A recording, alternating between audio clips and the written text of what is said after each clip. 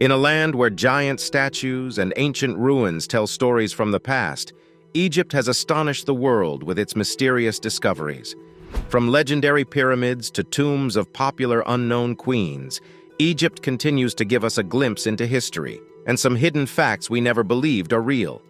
In this video, we bring you 15 discoveries in Egypt that shocked the world. Number 15. The Book of the Dead. For the first time in 100 years, a full Book of the Dead papyrus has been uncovered at Saqqara.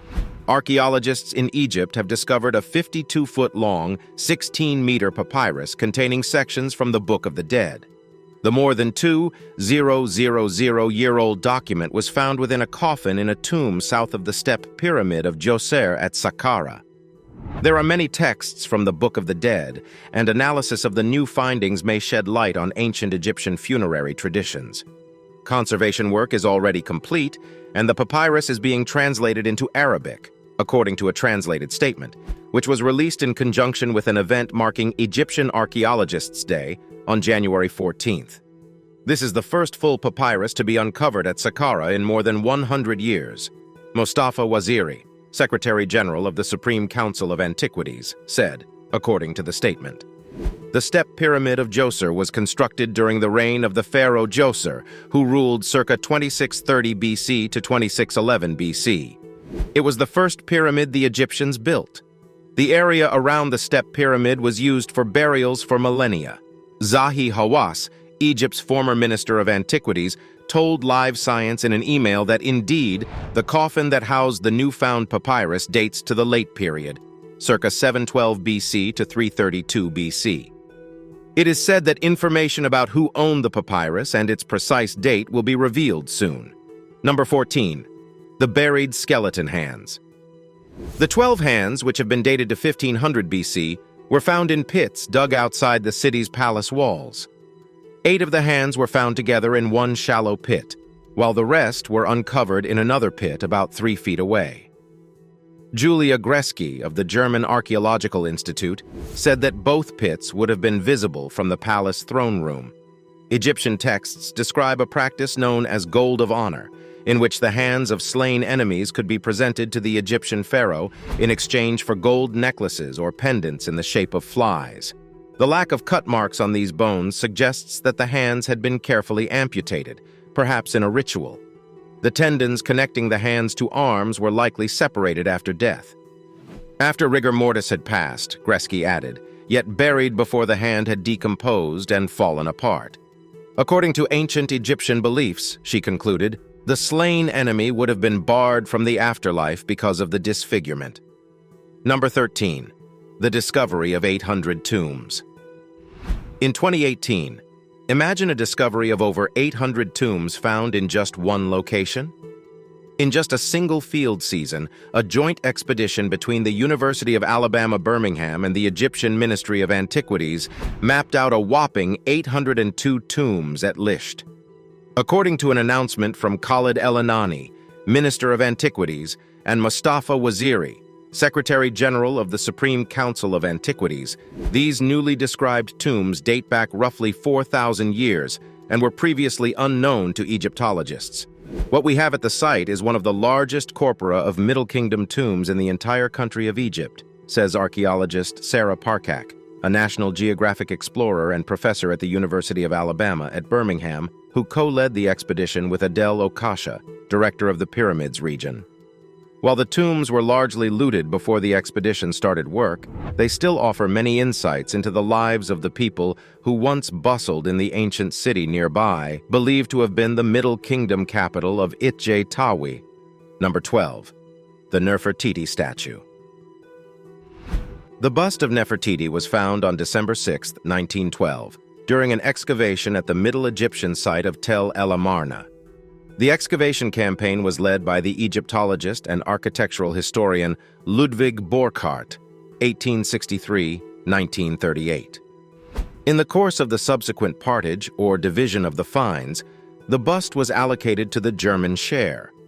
Created around 1340 in the ancient Egyptian city of Akhenaten, known today as Amarna, the bust of Nefertiti is a sculpted bust model of Queen Nefertiti, who reigned alongside her husband Pharaoh Amenhotep IV, later known as Akhenaten. One of the most recognized antiquities from ancient Egypt, the bust, was discovered in the workshop of Thutmose. This famous sculptor created plaster busts of the royal family. The bust of Nefertiti is arguably his most famous creation, despite being found with sculptures of other royal family members. Not only is the bust of Nefertiti regarded for its vibrant colors and iconic representations of beauty, but it is also known for its controversial history as antiquity. While historians do not have a lot of written historical records, there is a complex history surrounding Nefertiti and her co-reign with Akhenaten. The body of Nefertiti has not yet been found, further restricting the knowledge about this queen to limited recorded history and depictions of her found in art from ancient Egypt. Number 11. The ancient meteorite jewelry. A discovery showed that an ancient Egyptian iron bead found inside a 5,000-year-old tomb was crafted from a meteorite. The tube-shaped piece of jewelry was first discovered in 1911 at the Gerza Cemetery, roughly 40 miles, 70 kilometers south of Cairo. Dating between 3350 BC and 3600 BC, beads found at the burial site represent the first known examples of iron use in ancient Egypt, thousands of years before Egypt's Iron Age, and their cosmic origins were suspected from the start. Soon after the beads were discovered, researchers showed that the metal jewelry was rich in nickel, a signature of iron meteorites. But in the 1980s, academics cast doubt on the beads' celestial source, arguing that the high nickel content could have been the result of smelting. Number 10. The Lost City of Aten. An almost 3,400-year-old industrial royal metropolis, the dazzling Aten, has been found on the west bank of the Nile near the modern-day city of Luxor.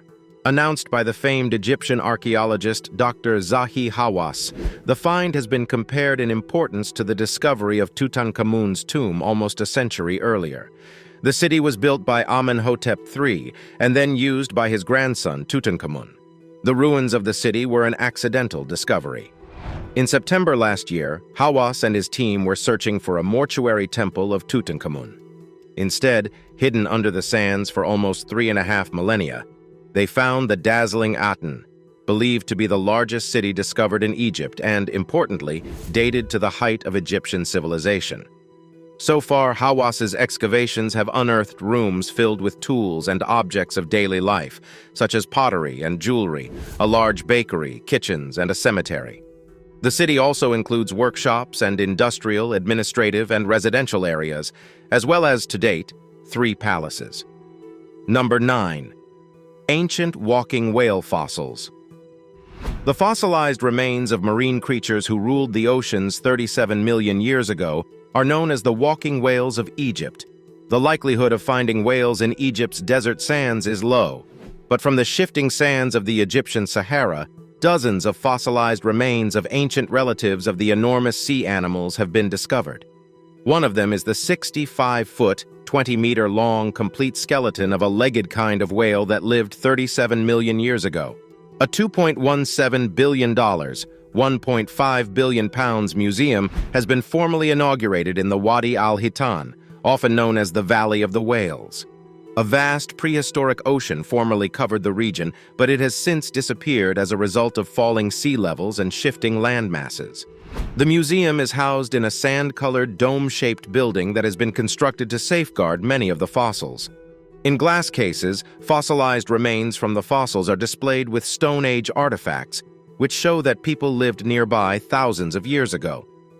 Number 8. The Labyrinth of Hawara.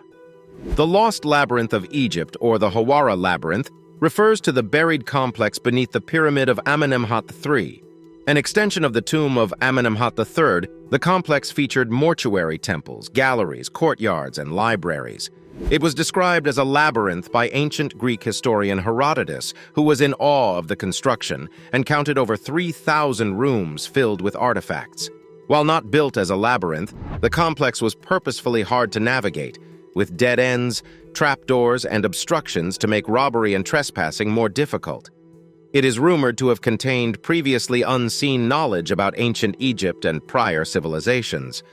While this is most likely an exaggeration, the number of cultural artifacts stored in the labyrinth would have given archaeologists much more insight into the reign of Amenemhat III and the Middle Kingdom. Unfortunately, when the structure was discovered in 2008, it had been destroyed, probably for the use of the building materials. However, Herodotus's writings perfectly identified the location of the ruins, so what he wrote about what he saw was most likely accurate. Number 7. The spinning statue.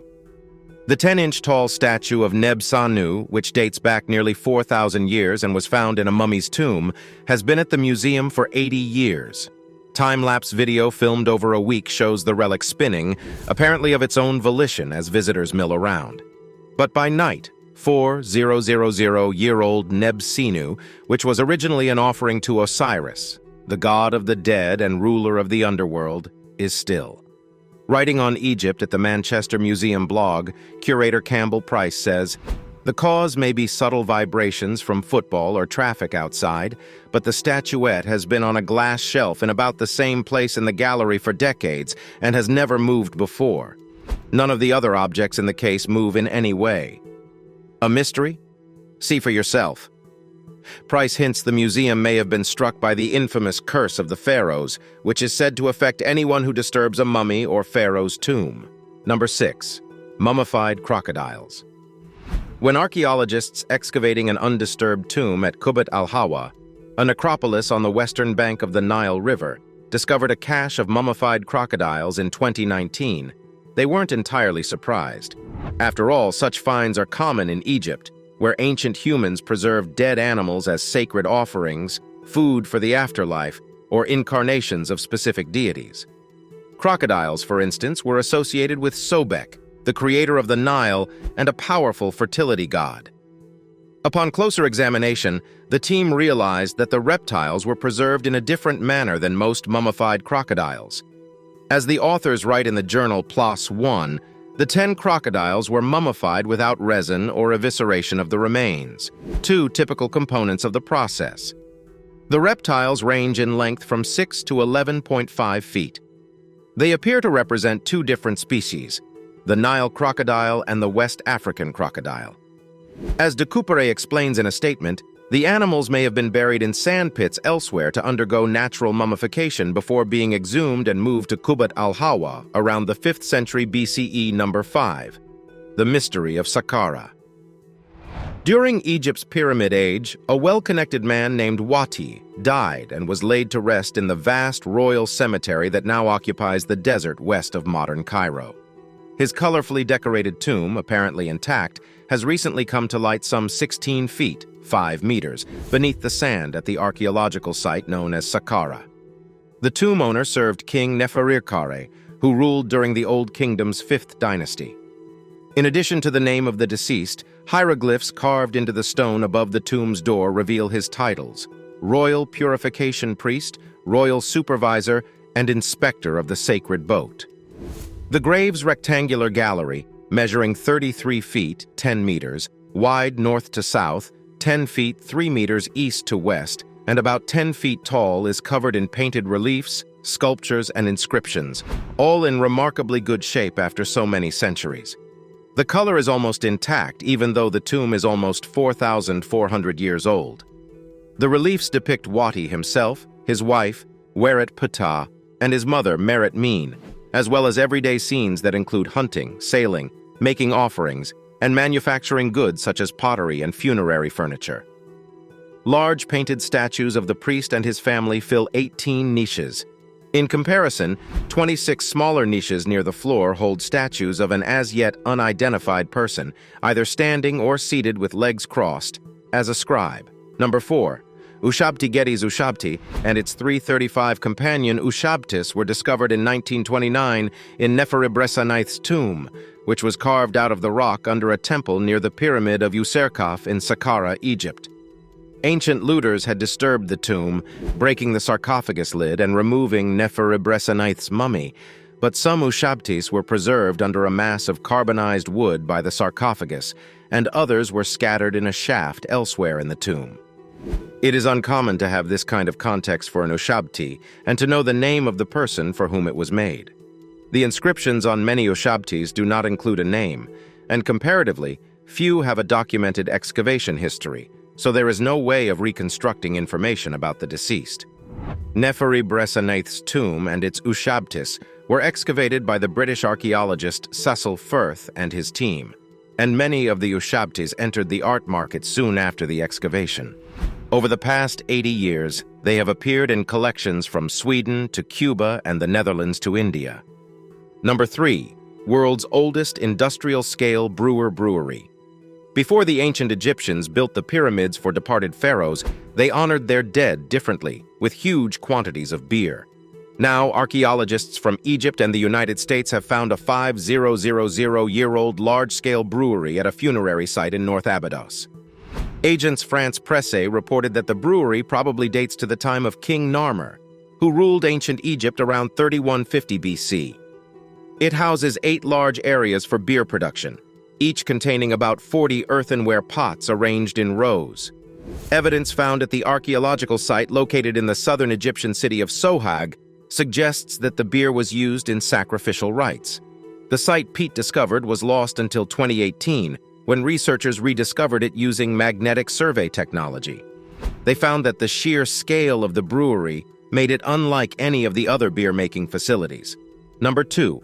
The headless falcon archaeologists in Egypt have discovered a 1700-year-old falcon shrine, complete with the remains of 15 headless falcons on a pedestal, as well as a stone monument depicting 2 unknown gods.